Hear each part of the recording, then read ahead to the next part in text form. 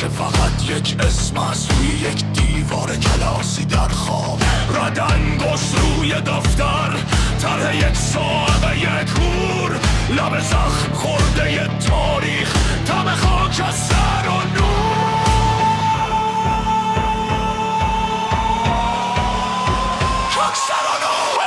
باز رقص شیطان وسط این میدان، باز هم مرگ صدا تو گلوی هر آبر.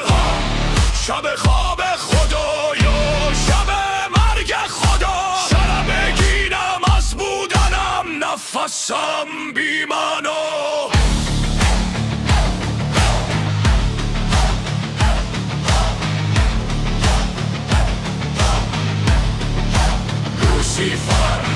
کوچه ها پوشیده از دود، عکس‌ها در مردگی، اسم من پاک میماند روی سنگ بی تاریخ و تنها. چشما این خسته از دیدن، هرچه میبیند جراحت است. هر لب خندیده روشن شد، پشت آن یک قیامت است.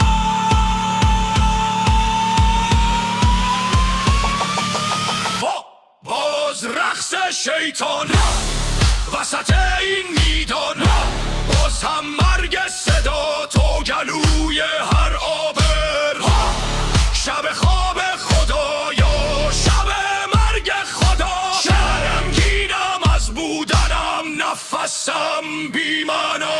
شعری از آتش و دود روی دیوار ریه ها، روی شانه رویاها.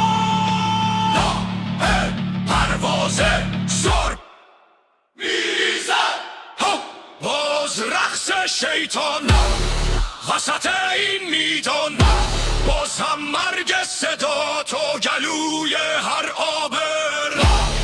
شب خواب خدایا، شب مرگ خدا، شرمگینم از بودنم، نفسم بی‌معنا.